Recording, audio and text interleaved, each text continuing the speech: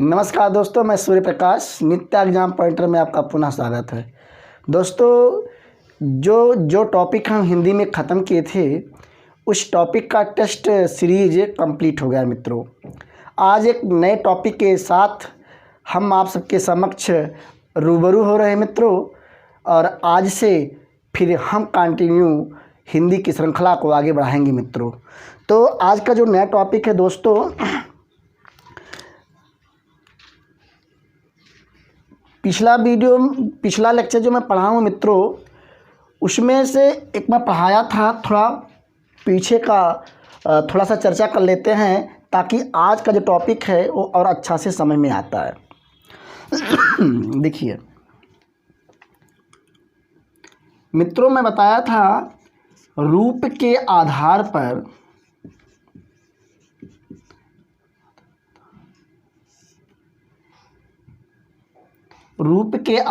पर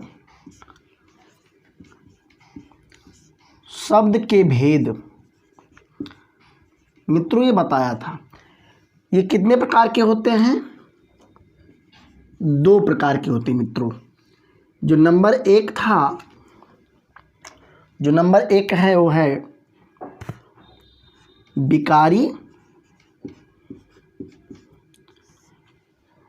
जो दूसरा नंबर है वो है अविकारी।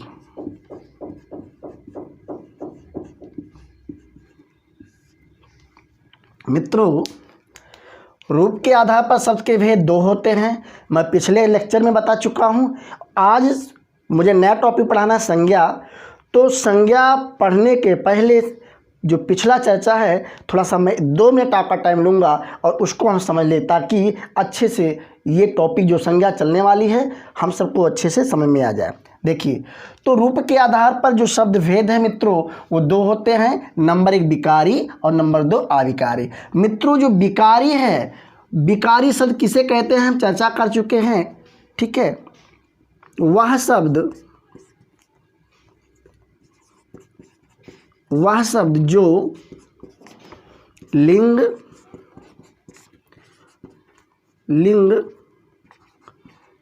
वचन, काल, कारक के आधार पर परिवर्तन हो जाए मित्रों, उसे हम विकारी शब्द कहते हैं। ये चर्चा कर चुका हूँ। अविकारी शब्द किसे कहते हैं? वह शब्द जो लिंग, वचन, कारक, काल के आधार पर परिवर्तन ना हो सके, ऐसे शब्द को हम अविकारी शब्द कहते हैं। मित्रों, मैं चर्चा किया हूँ कि वह शब्द जो लिंग, वचन, काल, कारक के आधार पर परिवर्तन हो सके उन्हें विकारी शब्द कहते हैं, और जो परिवर्तन ना हो सके उन्हें अविकारी शब्द कहते हैं। देखिए, जैसे विकारी शब्द हो गया, हम कहते हैं विकारी शब्द, एक एग्जाम्पल बता देते हैं, लड़का। तो मित्रों, जो लड़का है, लड़का को हम वचन में अगर परिवर्तन करते हैं तो लड़के हो जाता है। इसलिए ये लड़का जो है विकारी शब्द है, क्योंकि ये परिवर्तन हो जा रहा है, अपने मूल शब्द को छोड़ करके दूसरे शब्द में जा रहा है, हालांकि अर्थ तो एक ही है। अविकारी क्या है? जैसे है मित्रों यह को हम ना तो लिंग, ना तो वचन, ना तो कारक के आधार पर बिल्कुल इसमें हम बदलाव नहीं ला सकते हैं। इसलिए ऐसे शब्द यह, वाह, ये सब ऐसे शब्द हैं मित्रों जो अविकारी शब्द के अंतर्गत आते हैं। मित्रों, अब हम क्या करेंगे, इसी विकारी शब्द के अंतर्गत दोस्तों संज्ञा आता है। इसी विकारी शब्द के अंतर्गत संज्ञा आता है, या तो हम कह सकते हैं कि जो विकारी है, विकारी कुल कितने प्रकार के होते हैं या विकारी के कुल कितने भाग होते हैं मित्रों, तो हम ये कह सकते हैं कि विकारी के 4 भाग होते हैं मित्रों। नंबर 1 चार भाग होते हैं मित्रों। नंबर एक होता है संज्ञा, मित्रों ध्यान से देखिएगा, नंबर एक होता है संज्ञा, दूसरा होता है मित्रों सर्वनाम, और संज्ञा सर्वनाम, और नेक्स्ट होता है विशेषण, अगला होता है नंबर 4 क्रिया। अब हम कह सकते हैं कि विकारी शब्द को या विकारी को कितने भाग में बांटा गया है, या विकारी के कुल कितने रूप हैं, कितने भाग हैं, या विकारी कितने प्रकार के हैं, तो आप कह सकते हैं 4 प्रकार के हैं, संज्ञा सर्वनाम विशेषण क्रिया। ठीक है, उसी प्रकार अविकारी भी 4 प्रकार के होते हैं, अविकारी भी 4 प्रकार के होते हैं। आइए देखते हैं क्या नाम है उन चारों का, देखते हैं क्या नाम उन चारों का। तो लिख लीजिए क्रिया विशेषण, क्रिया विशेषण, ठीक है। अविकारी शब्द का जो पहला प्रकार है, जो पहला भाग है क्रिया विशेषण, दूसरा है संबंध बोधक, संबंध बोधक, नेक्स्ट है समुच्चय बोधक,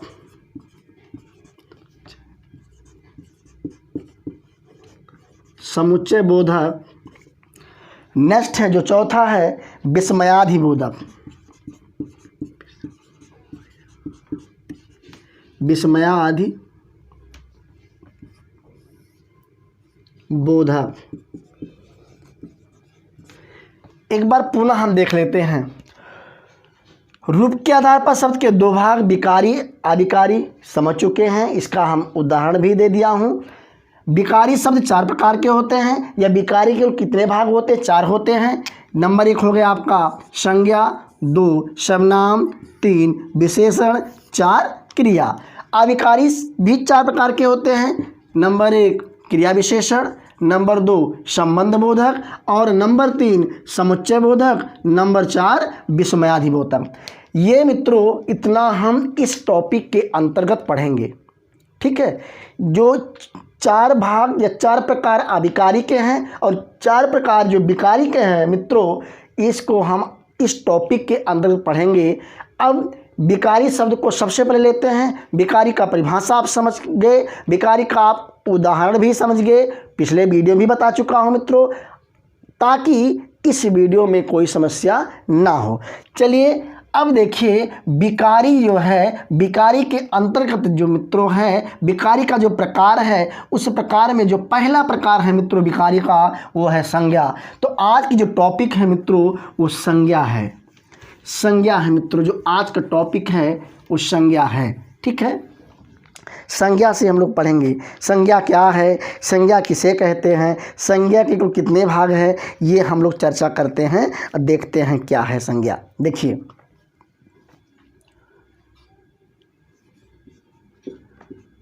पहला जो प्रकार है विकारी का वो है संज्ञा।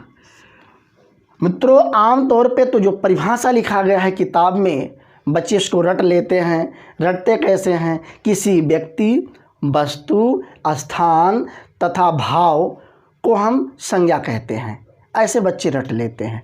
ठीक है, बिल्कुल सही है।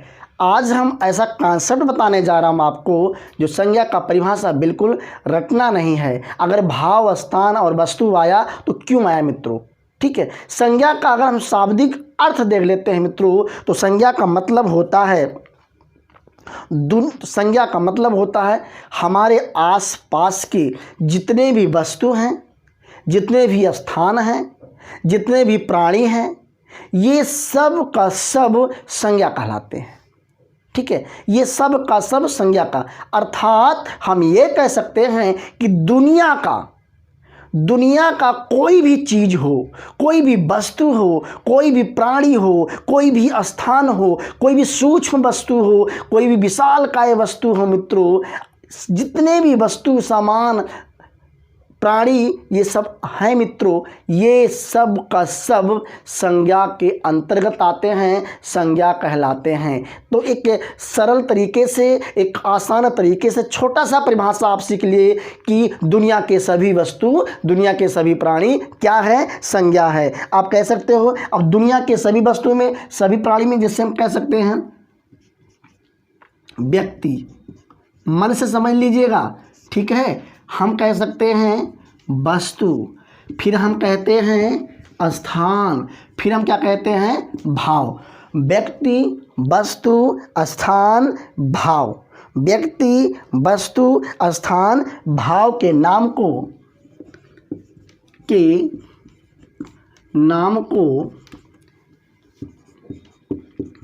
संज्ञा कहते हैं।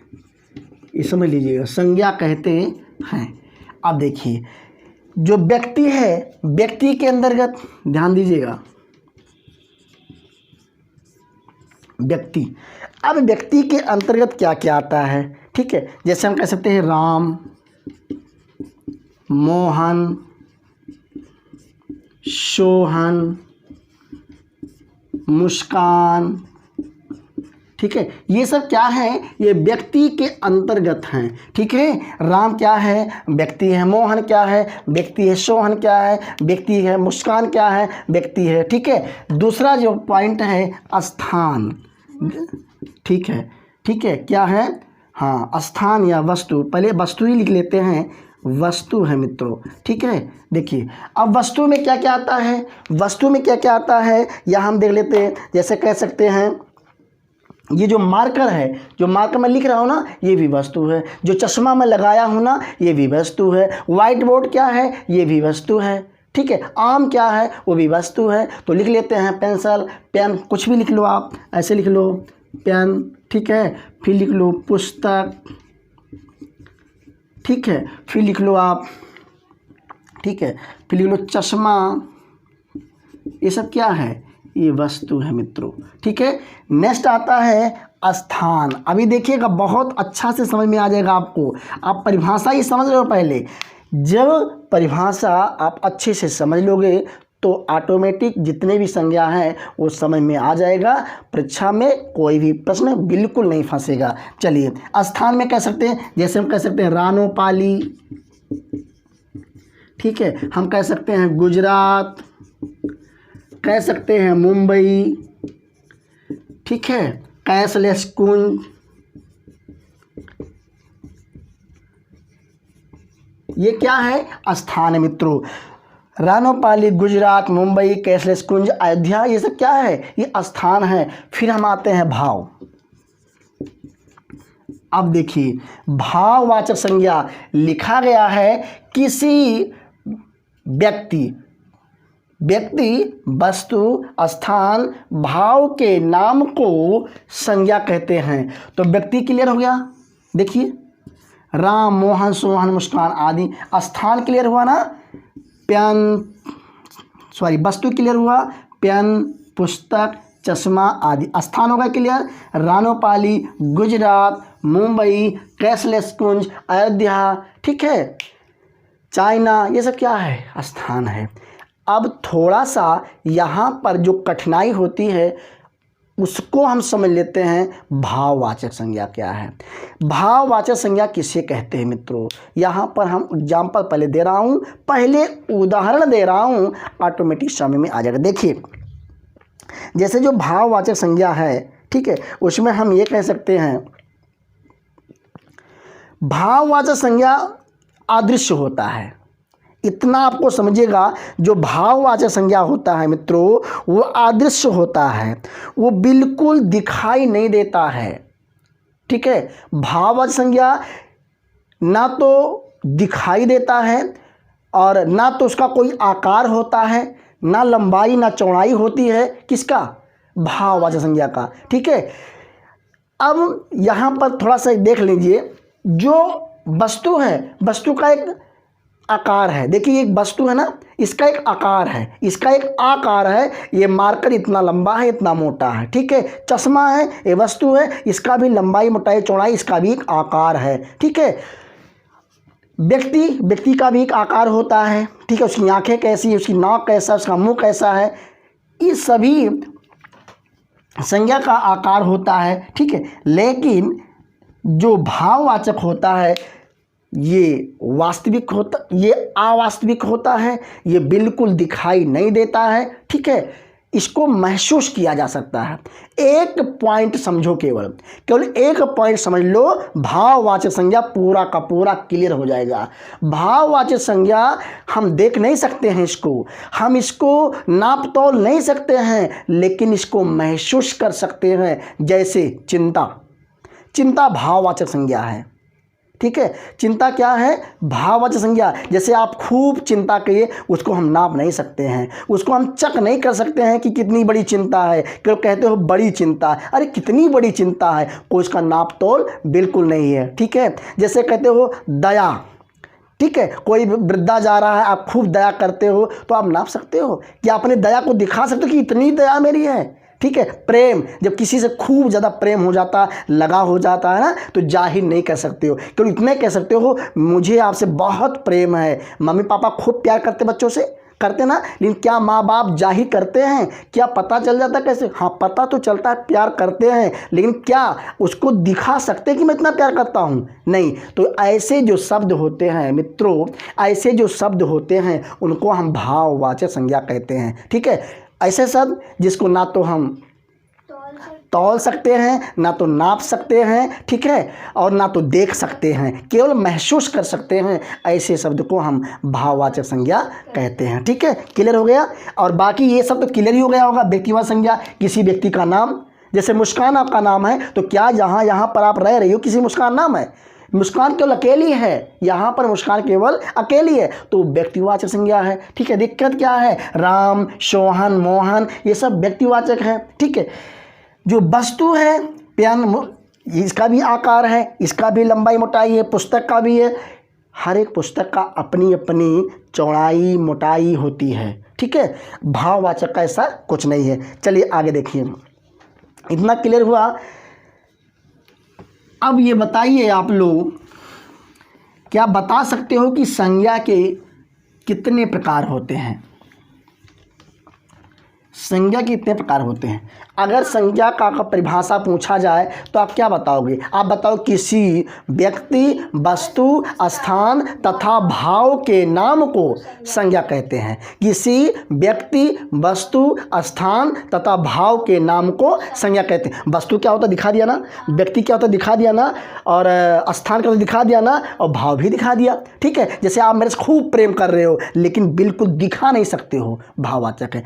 अब ये प्रश्न आता है कि प्रश्न ये आता है कि संज्ञा के कितने प्रकार होते हैं? संज्ञा के कितने प्रकार होते हैं? यह प्रश्न आता है, संज्ञा के प्रकार। ध्यान दीजिएगा, संज्ञा के प्रकार ध्यान दीजिए। आमतौर पे आप पढ़े होंगे संज्ञा के 5 प्रकार होते हैं, ठीक है। बच्चे ये भी जानते हैं कि संज्ञा के 5 प्रकार होते हैं, लेकिन थोड़ा सा यहाँ पर दिमाग ये लगाना है, बुक में ये भी है, जो वास्तविक है मूल रूप से पूछेगा संज्ञा के कितने प्रकार हैं मित्रों, तो आप बताओगे 3। संज्ञा के कितने प्रकार हैं आप बताओगे 3। अगर पूछता है कुल संज्ञा कितने प्रकार हैं तो आप बताते हो 5 मित्रों, ठीक है। चलिए देखिए, संज्ञा के जो 3 प्रकार हैं, कौन कौन प्रकार है, यहाँ पर हम चर्चा करते हैं, यहाँ देखते हैं। अगर देखें तो लिख सकते हैं आप, मुख्य रूप से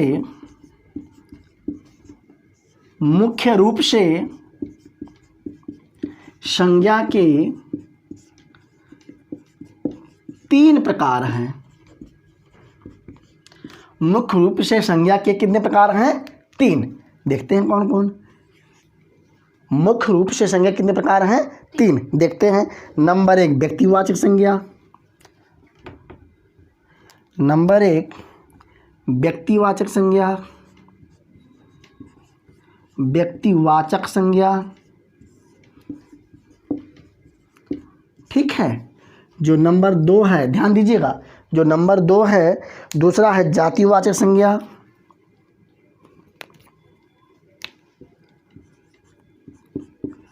जातिवाचक संज्ञा, और जो तीसरा है वो भाववाचक संज्ञा है। भाववाचक संज्ञा है। मित्रों, संज्ञा के प्रकार मुख्य रूप से संज्ञा के 3 प्रकार हैं। नंबर 1 व्यक्तिवाचक संज्ञा, नंबर 2 जातिवाचक संज्ञा और नंबर 3 भाववाचक संज्ञा। देखिए एक एक का हम अध्ययन करते हैं। ठीक है, इतना लिख लिया ना। अब व्यक्तिवाचक संज्ञा किसे कहते हैं यहाँ पर समझेंगे। नंबर 1 जो है व्यक्तिवाचक संज्ञा है। नंबर 1 देखिए व्यक्तिवाचक संज्ञा किसे कहते हैं।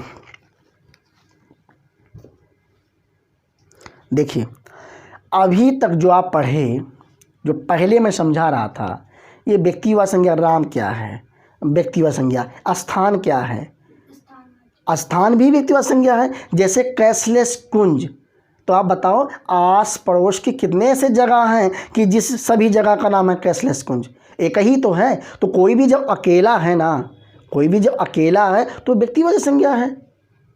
भाई एक पेन है मार्कर, व्यक्तिवाचक।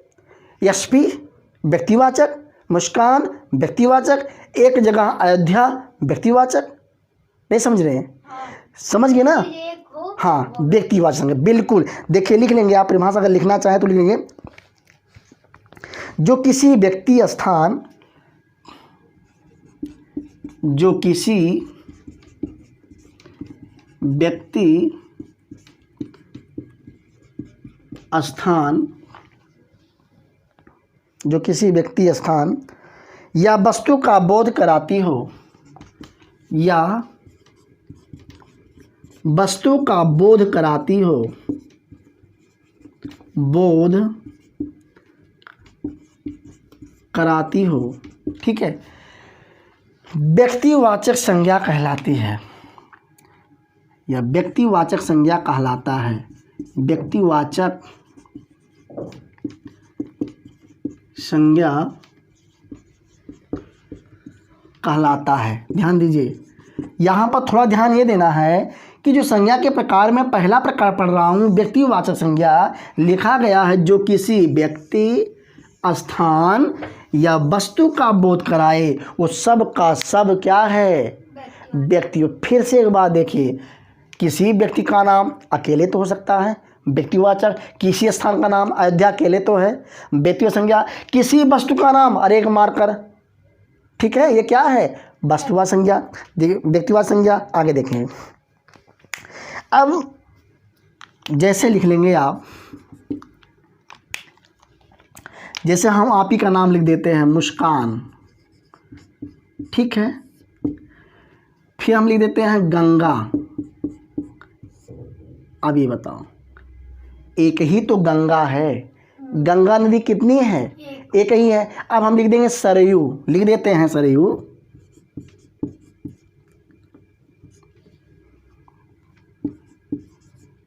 सरयू, अब बताओ क्या दो सरयू है, क्या दो सरयू नदी है, नहीं ना, तो एक ही तो है, तो व्यक्तिवाचक हो गया। ठीक है, हम लिख देते हैं पेन, पेन अपने आप में व्यक्तिवाचक संज्ञा है।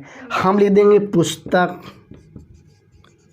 ठीक है, इधर देख लो, व्यक्ति लिख दिया मुस्कान, ठीक है, स्थान लिख दिया, स्थान लिख देते हैं फैजाबाद, लिख देते हैं अयोध्या, लिख देते हैं, ध्यान दीजिए अयोध्या। तो व्यक्तिवाचक संज्ञा कहलाता है मुस्कान, नाम हो गया, क्लियर, ठीक है। गंगा, यहाँ पर एक चीज़ और समझ लेंगे, जब किसी नदी का नाम रहेगा तो व्यक्तिवाचक संज्ञा है, ठीक है। अगर नदी रहेगा, नदियाँ, तो जातिवाचक संज्ञा हो जाएगा, ठीक है। नदी इसकी जाति है, तो यहाँ नाम है, किसी का नाम, किसी व्यक्ति, वस्तु, स्थान तथा भाव के नाम को संज्ञा कहते हैं। तो नाम है ना, गंगा नाम है, सरयू नाम है, चलिए सरयू हो गया। पेन नाम है पेन, ठीक है। वस्तु हो गया, यहाँ पे देखिए वस्तु, तो पेन क्या है, वस्तु है। पुस्तक क्या है, वस्तु है। तो क्या कहते हैं इसको हम, व्यक्तिवाचक संज्ञा। व्यक्तिवाचक संज्ञा, क्लियर।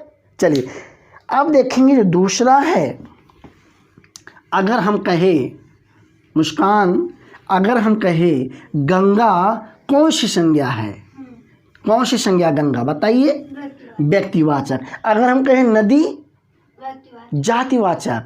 क्यों नाम, नदी नाम नहीं है, ढेर सारे नदी हैं, गंगा, सरयू, सतलज, घग्गर, तो वो जातिवाचक संज्ञा है। अब हम पढ़ने जा रहे हैं जातिवाचक संज्ञा। ठीक है, क्या पढ़ने जा रहे हैं? नंबर 2 जातिवाचक संज्ञा पढ़ने जा रहे हैं।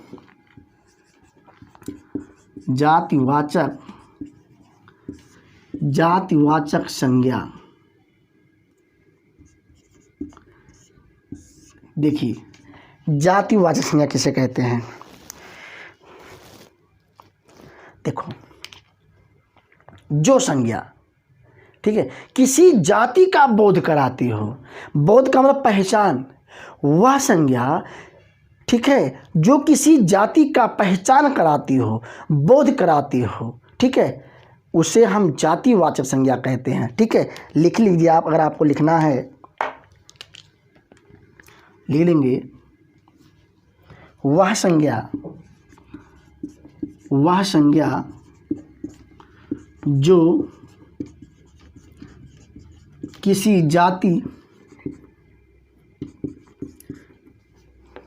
का बोध, या हम लिख सकते ब्रैकेट में पहचान लिख लो, पहचान कराती है, तो उसे जातिवाचक संज्ञा कहते हैं। जातिवाचक संज्ञा कहते हैं। परिभाषा इसलिए बता दे रहा हूं ताकि कॉन्सेप्ट क्लियर हो जाए। जातिवाचक संज्ञा किसे कहते हैं? वह संज्ञा जो किसी जाति का बोध कराए।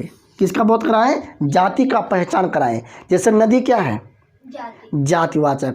अब नदी के अंतर्गत ढेर सारे नदियां आ रही हैं, ठीक है, ढेर सारी, जैसे गंगा कह सकते हो आप, सतलज कह सकते हो आप, सिंधु नदी कह सकते हो आप, सरयू नदी कह सकते हो आप।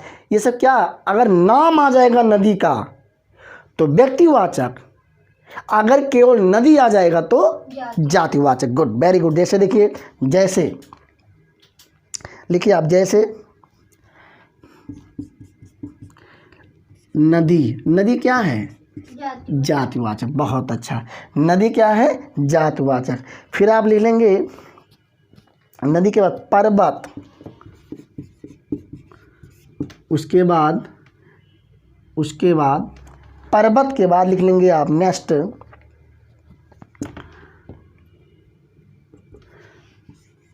लड़की। अब आप बताओ, अगर हम पूछे लड़की के बाद लड़का भी लिख सकते हैं, लिख लो लड़का। यहां समझने वाली बात है,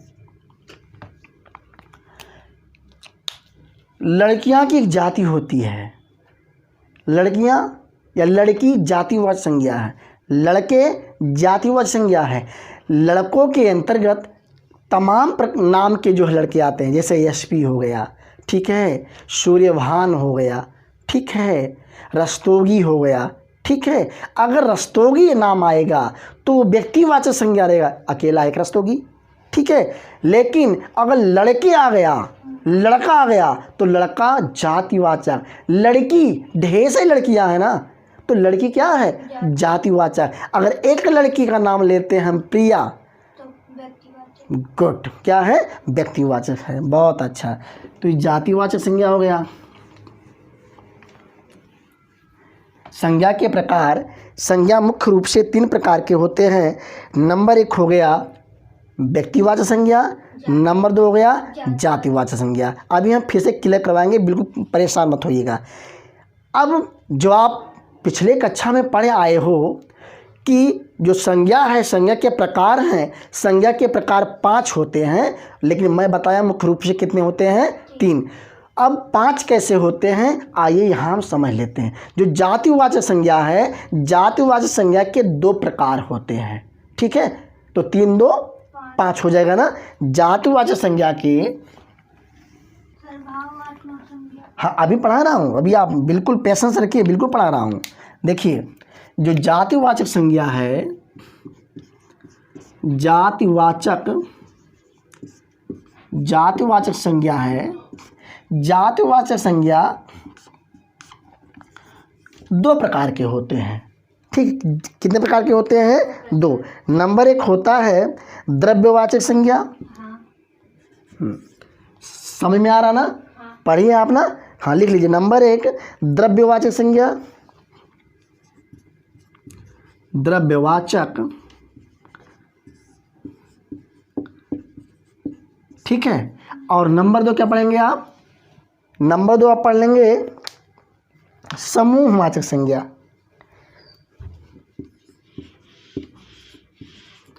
समूहवाचक, देखिए मित्रों संज्ञा तीन प्रकार होते हैं, व्यक्तिवाचक, जातिवाचक, भाववाचक। व्यक्तिवाचक कंप्लीट, जातिवाचक कंप्लीट हो रहा है। जातिवाचक संज्ञा किसे कहते हैं? परिभाषा बता दिया और उदाहरण भी बता दिया। अब जातिवाचक संज्ञा के दो प्रकार होते हैं, नंबर एक द्रव्यवाचक और नंबर दो समूहवाचक। चलिए देखिए जो द्रव्यवाचक संज्ञा है, द्रव्यवाचक संज्ञा किसे कहते हैं, थोड़ा सा ध्यान दीजिए।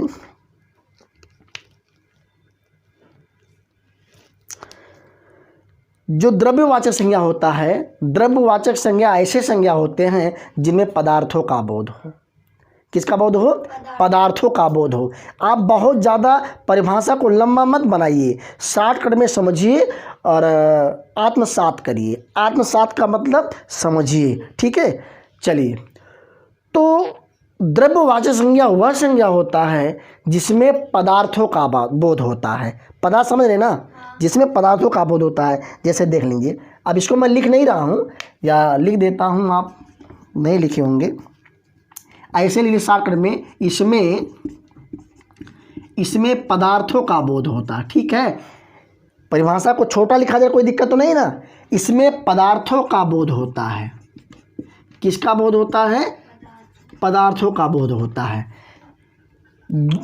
कभी कभी परीक्षा में ये पूछ लिया जाता है द्रव्यवाचक संज्ञा किसका भाग है? जातिवाचक का, ठीक है। तो द्रव्यवाचक संज्ञा में पदार्थों का बोध होता है। जैसे लिख सकते हैं, जैसे आप लोहा जानते हैं ना, लोहा, सोना, चांदी, ये सब क्या है? पदार्थ है ना। लिख लीजिए, लोहा, सोना, चांदी, ये सब क्या है? पदार्थ है। तांबा, ठीक है, ये सब क्या है? पदार्थ हैं। ये द्रव्यवाचक संज्ञा है। चलिए अब आते हैं जातिवाचक संज्ञा का जो दूसरा भाग है, गुड, समूहवाचक। समूहवाचक संज्ञा जो दूसरा भाग है, जातिवाचक संज्ञा का जो दूसरा भाग है समूहवाचक संज्ञा। अच्छा, समूहवाचक संज्ञा किसे कहते हैं मुस्कान, जरा आप बताइए। जिसमें समूह का बोध हो। जैसे एक पेन, दो पेन, और ये देखिए तीन पेन ले रहा हूँ, एक मार्कर, दो मार्कर, तीन, तो इसमें समूह बन गया ना। जिसमें समूह का बोध हो वह संज्ञा समूहवाचक संज्ञा कहलाती है। कोई दिक्कत? कोई दिक्कत नहीं, ठीक है। जैसे हम हो गए, आप हो गए, एक सर और हो गए, ठीक है। तो दो तीन व्यक्ति जहाँ मिल जाते हैं वहाँ समूहवाचक, जहाँ एक व्यक्ति होगा वहाँ व्यक्तिवाचक। वेरी गुड, बहुत अच्छा। चलिए देखिए,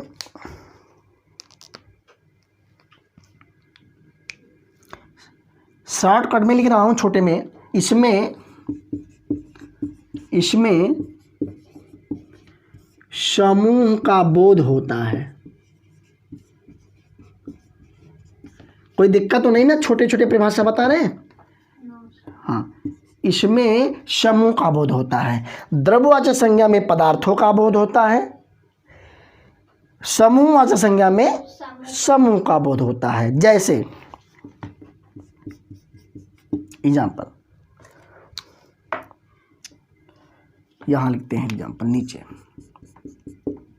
लिख लीजिए।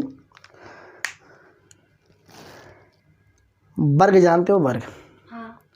विद्यार्थियों का वर्ग, लड़कों का वर्ग या लड़कों का समूह, लड़कियों का समूह, ठीक है। तो एक शब्द में कहेंगे वर्ग कैसा संज्ञा है, तो आप बताते हो समूहवाचक संज्ञा। वर्ग में एक व्यक्ति नहीं होता है, ठीक है, कई लोग मिलकर के एक वर्ग का निर्माण करते हैं, ठीक है। जैसे आप कह सकते हैं वर्ग, आप लिख लीजिए टीम।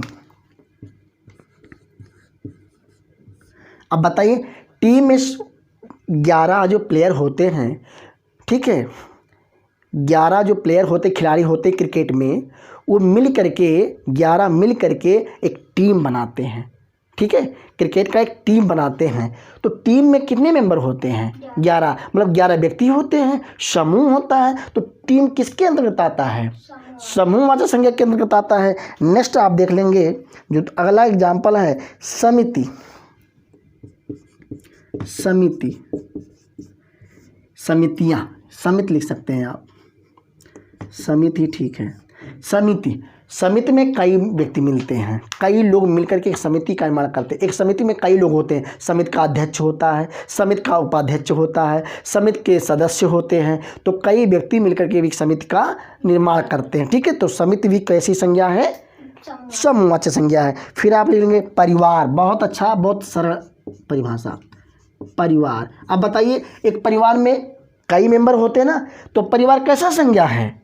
समूहवाचक संज्ञा है, ठीक है। चलिए नेक्स्ट देखिए अगला। अच्छा, अगर हम लिख देते हैं पुलिस, समूह, पुलिस का मतलब ढेर सारी पुलिस आ गई, ठीक है। पुलिस क्या है? समूहवाचक। हम लिख दिए सेना, सेना भी समूहवाचक संज्ञा है। चलिए नेक्स्ट हम पढ़ते हैं, यहाँ पर एक बात फिर से समझ लेंगे, जो जातिवाचक संज्ञा है, जातिवाचक संज्ञा के 2 प्रकार हैं। नंबर 1 द्रव्यवाचक संज्ञा, आप देख रहे हैं, इसमें पदार्थों का बोध होता है, लोहा, सोना, चांदी, तांबा आदि। नंबर 2 समूहवाचक संज्ञा, इसमें समूह का बोध होता है, वर्ग, टीम, समिति, परिवार, पुलिस, सेना, मित्रों। इतना समझ गए। नेक्स्ट अब आप ये कह सकते हो कि हम 2 प्रकार के संज्ञा का अध्ययन कर चुके, एक व्यक्तिवाचक संज्ञा और दूसरा जातिवाचक संज्ञा। जो तीसरा है हम पढ़ते हैं भाववाचक संज्ञा, ठीक है। तीसरा क्या है बेटा? भाववाचक संज्ञा। चलिए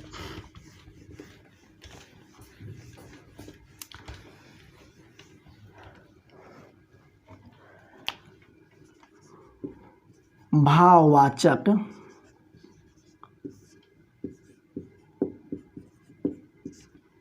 यहाँ पर जो भाववाचक है, वाचक का अर्थ क्या होता है?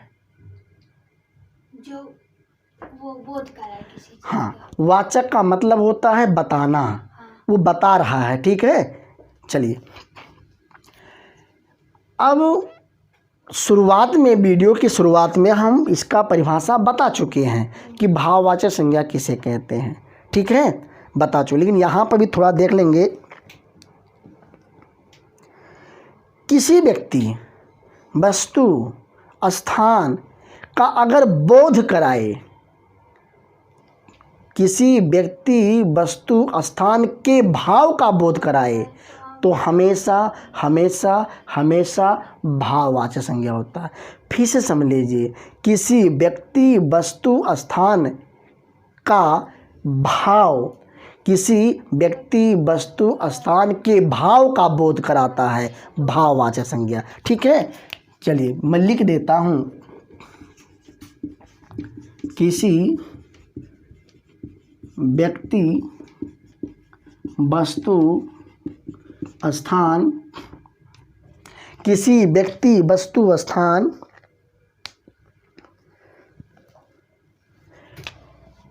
के भाव का बोध कराता है, ऐसे लिख लो, ठीक है।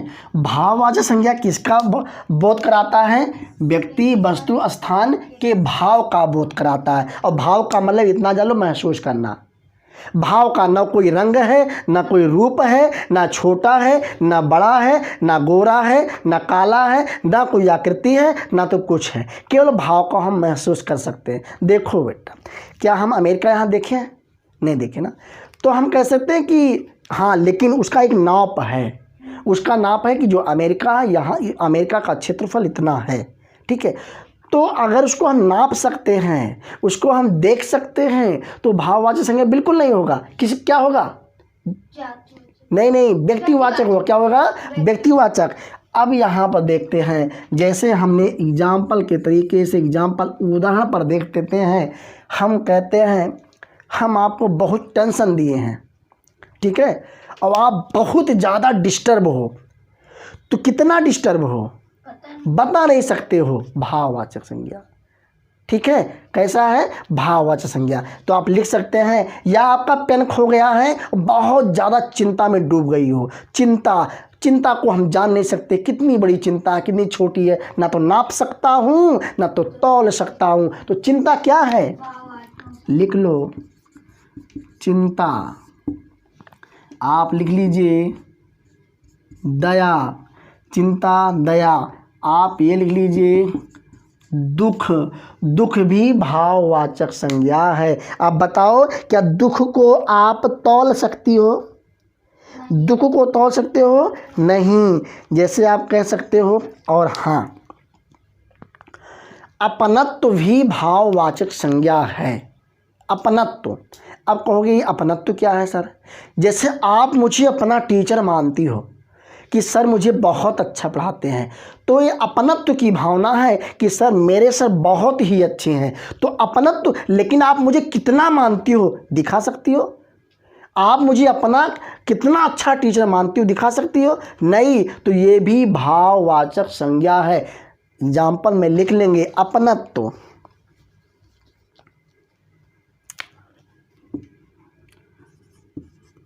अपनत्व। मम्मी खूब प्यार कर रही है ना, ममता खूब ज़्यादा उछल रहा है मम्मी का बच्चों के प्रति, ममत्व। लेकिन कितना प्यार कर रही है कुछ पता नहीं है, तो ममत्व भी लिख लेंगे। ममत्व, ठीक है। अपनत्व, ममत्व।